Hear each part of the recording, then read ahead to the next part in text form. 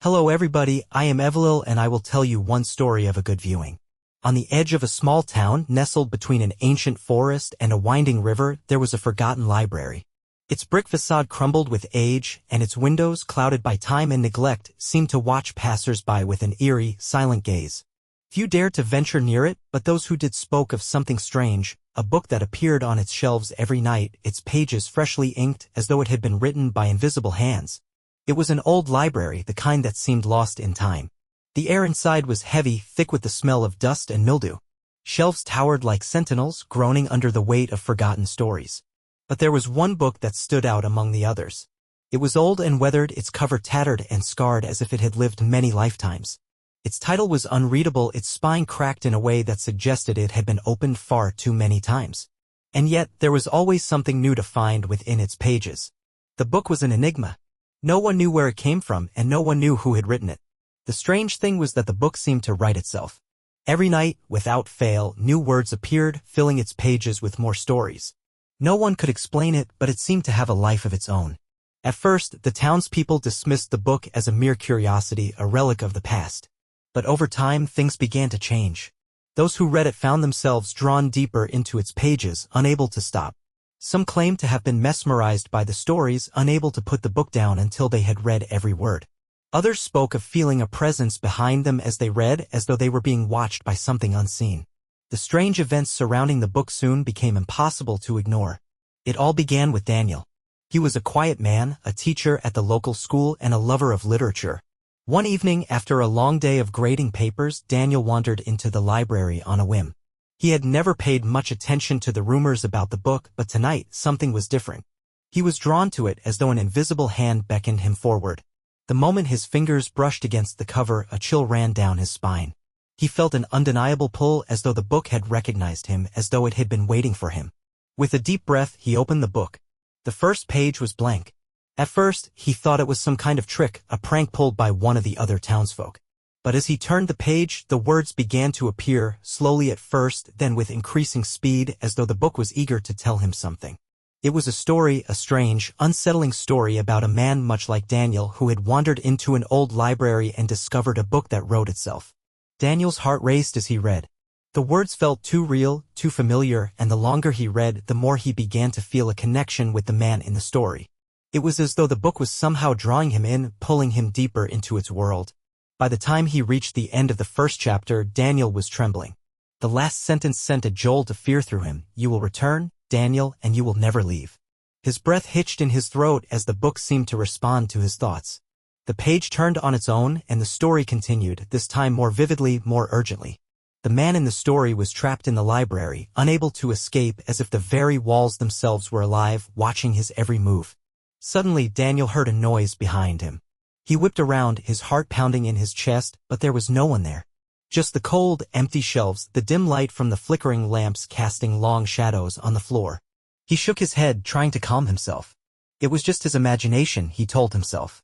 But the unease gnawing at him wouldn't go away. The air felt heavier now, as though the library itself had become oppressive, alive with an unspoken presence. As the hours passed, Daniel found himself unable to stop reading. The story seemed to pull him deeper, the events unfolding faster, more desperately. He began to recognize the characters, and with each page, he felt a growing sense of dread. The man in the book, he was becoming like Daniel, trapped in a never-ending cycle, the story writing itself in an infinite loop. The clock struck midnight, but Daniel could not tear himself away from the book. The words seemed to burn themselves into his mind, as though they were becoming a part of him. He looked around the library, his skin prickling with a cold sweat. The room seemed to shift, the shadows lengthening, as though the very walls of the library were closing in on him. And then, the book did something unexpected. It stopped writing. For a moment, Daniel's breath caught in his throat. He turned the page, his hands shaking. But the page was blank. He turned it again. Still nothing. It was as if the book had run out of words, as though it had reached the end of its story. But then he saw it. In the corner of the page, in the faintest of ink, a new sentence appeared, as if written by invisible hands. It was simple, yet it chilled him to his core. You will never leave. The words seemed to burn into his mind, and before he could react, he felt an overwhelming force pulling him deeper into the book, as though the pages themselves had come to life, dragging him into the very story he had been reading. His breath caught in his throat, and panic surged through him as he struggled to break free. But it was too late. The walls of the library seemed to dissolve, the shelves warping and distorting around him as he was sucked into the pages of the book. The last thing he saw before he was swallowed whole was the librarian. A figure in the shadows, watching him with hollow eyes, a faint smile playing at the corners of its lips. And then nothing. The next morning, the town awoke to a strange sight. The library door, once locked and abandoned, was wide open. The townsfolk gathered outside, whispering amongst themselves. A few brave souls entered, hoping to discover what had happened to the library's mysterious book. But when they entered, all they found was a single empty shelf. The book was gone, as though it had never existed at all. And then, a new story began to appear on the shelf. It was a story about a town and a book that wrote itself. It started subtly at first. A local woman named Claire, a librarian by trade but a skeptic by nature, returned to the old library to see if anything had changed. It had been weeks since the disappearance of the book, and the town was starting to breathe again. Rumors had died down, though the memory of Daniel's vanishing lingered, a silent ghost haunting every corner of the village. Claire had no interest in the stories that swirled around the place. To her, the library was just a building, and the book was no different from any other dusty relic. But something within her, perhaps the curiosity or the faint shadow of fear left by the other's strange tales, drove her back. The library was a crumbling, archaic structure with a faded sign hanging above the door that read Whispering Pines Library. There was a dampness in the air, a constant smell of decay and forgotten history that clung to the walls and shelves like a permanent stain. The faint sound of creaking timber echoed as Claire stepped inside, her shoes tapping softly on the cold wooden floor. The main hall stretched before her, dark and quiet, save for the slivers of light that filtered through the cracked windows. When she entered, the atmosphere felt thicker than usual. The oppressive silence enveloped her like a heavy blanket. The shelves stretched high above her, the weight of old books seeming to crush the air itself. She hesitated, glancing around nervously, before shaking her head, pushing the thoughts aside. It was then that she noticed something unsettling. On a small table near the back of the room, amidst the usual collection of forgotten manuscripts and neglected papers, lay a book. It was the same one. The cover, weathered and torn, was unmistakable. Claire froze. Her heart thudded painfully against her chest. She had thought it was gone forever, that it had disappeared with Daniel, perhaps lost in the depths of time or hidden in some forgotten corner. But there it was, waiting for her. Her breath caught in her throat. This time there would be no ignoring it. She had to know. She couldn't let it linger in the back of her mind any longer. But as she moved toward it, a strange sense of dread filled her chest. It wasn't the book itself that frightened her.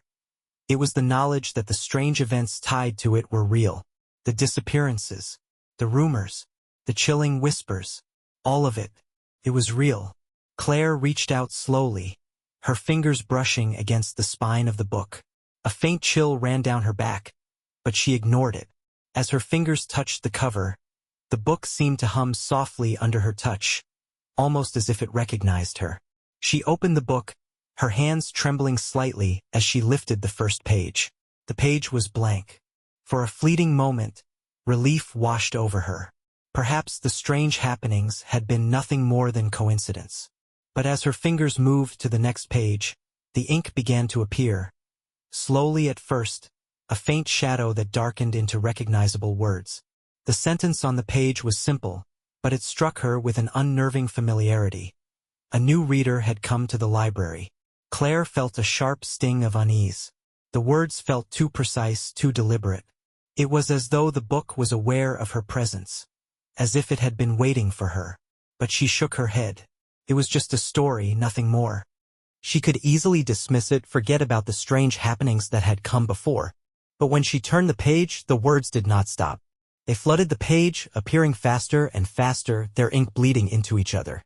Her eyes widened as the sentences grew more unsettling. The next sentence was even more direct. She was like the others before her. Claire's fingers trembled as she read the words. Her heart began to race, but she couldn't stop herself.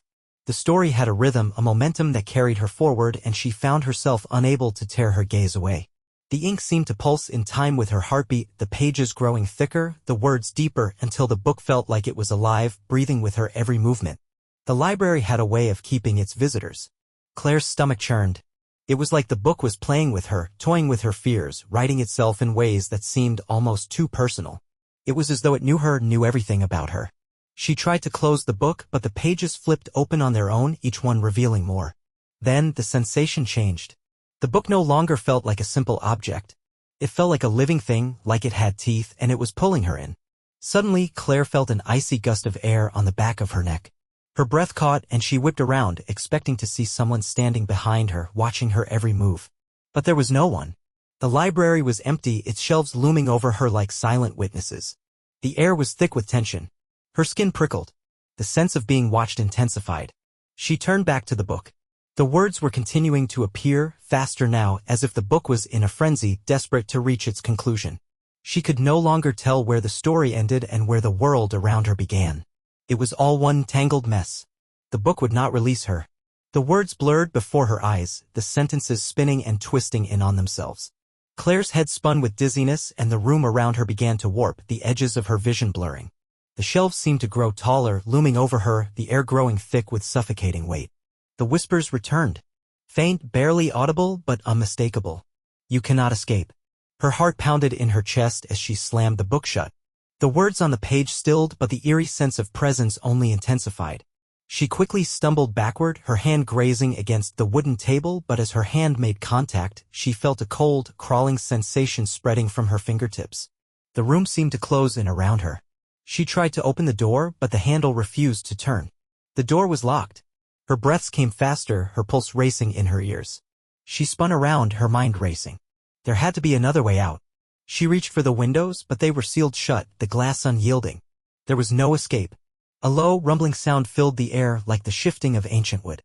The shelves groaned as if alive, creaking under some invisible weight. The library was closing in on her, the walls seeming to flex and breathe, stretching in unnatural ways. The book would have her. Claire's heart skipped a beat. The book had changed again, its pages turning of their own accord. She could feel it, pulling her in deeper, and despite her every instinct telling her to run, she couldn't stop herself from reading the words that appeared in front of her. You are part of the story now. Her fingers grasped the edge of the book as though it were the only thing holding her to reality. She tried to pull away, but it was no use. The words filled the room, swirling around her, constricting her like an unseen force. She opened her mouth to scream, but no sound came out. The whispers grew louder. The story is not finished. And then the room began to spin violently. The floor cracked open, the wooden planks splintering, and the walls collapsed inward. She fell to her knees, her vision narrowing, and for a brief, awful moment it felt like the library itself was devouring her whole. Then everything went dark. The next morning, the townspeople arrived as they always did, finding the library seemingly unchanged. The doors stood open, a strange invitation to all who passed by. They ventured inside, curious but unaware of the terror that had unfolded the night before. But when they stepped into the heart of the library, their feet stopped dead in their tracks. The book was back on the table.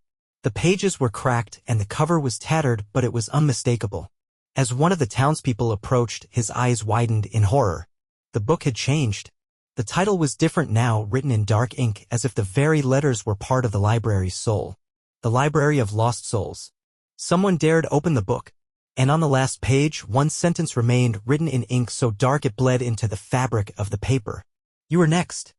And in that moment, it was clear to everyone, the story wasn't over. It had only just begun. Thank you very much and see you all in the next video. Love you guys.